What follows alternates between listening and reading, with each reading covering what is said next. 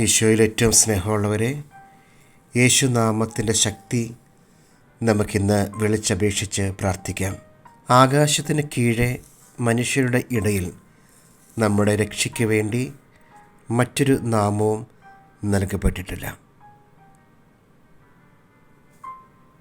പിതാവായ ദൈവം നമുക്ക് നൽകിയ നാമം, എല്ലാ നാമത്തിലും ഉപരിയായ നാമം, പിശാചുകൾ ഞെട്ടിവിറയ്ക്കുന്ന നാമം, സ്വർഗത്തിൻ്റെ വാതിൽ തുറക്കുന്ന മഹനീയമായ നാമം, നമ്മെ ദൈവത്തിൻ്റെ മക്കളാക്കുന്ന പരിശുദ്ധമായ നാമം, രോഗശാന്തി നമുക്ക് നൽകുന്ന നാമം, രക്ഷയ്ക്കുള്ള ഏകനാമം, സകലത്തിൻ്റെ മേലും അധികാരമുള്ള നാമം, പരിശുദ്ധാത്മാവിനെ നൽകുന്ന നാമം, അനുഗ്രഹം വാഗ്ദാനം ചെയ്യപ്പെട്ട നാമം.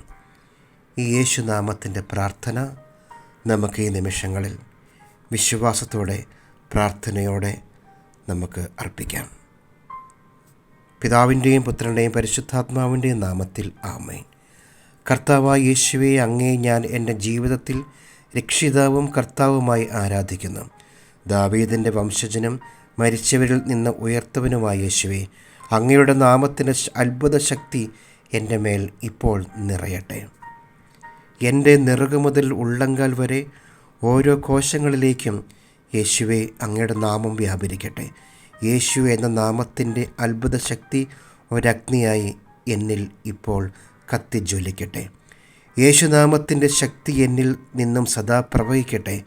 ഇപ്പോൾ ഞാൻ പ്രത്യേകമായി ആവശ്യപ്പെടുന്ന എൻ്റെ പ്രാർത്ഥനാ വിഷയം, നമ്മുടെ കുടുംബത്തിൻ്റെ, വ്യക്തിപരമായ നമ്മുടെ ജീവിതത്തിൻ്റെ ഏറ്റവും പ്രധാനപ്പെട്ട ആ പ്രാർത്ഥനാ വിഷയം ഇപ്പോൾ യേശുവിൻ്റെ മഹനീയമായ പരിശുദ്ധമായ ശക്തി നിറഞ്ഞ കരങ്ങളിലേക്ക് കൊടുത്തുകൊണ്ട് അനുഗ്രഹിക്കണമേ എന്ന പ്രാർത്ഥനയോടെ വിശ്വാസപൂർവ്വം സമർപ്പിക്കാം.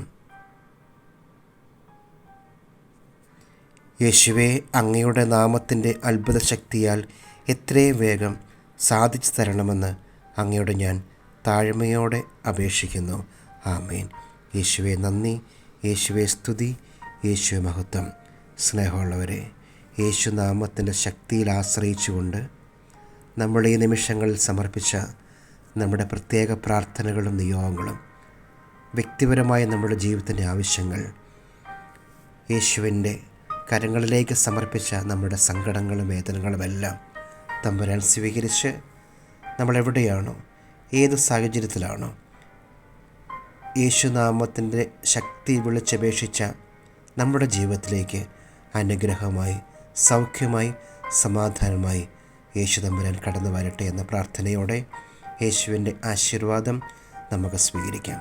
നമ്മുടെ കർത്താവായ ഈശോ മിശിഹായുടെ കൃപയും പിതാവായ ദൈവത്തിൻ്റെ സ്നേഹവും പരിശുദ്ധാത്മാവിൻ്റെ സഹവാസവും നാം എല്ലാവരുടെയും കൂടെ എപ്പോഴും ഉണ്ടായിരിക്കട്ടെ, ഇപ്പോഴും എപ്പോഴും എന്നേക്കും. ആമേൻ.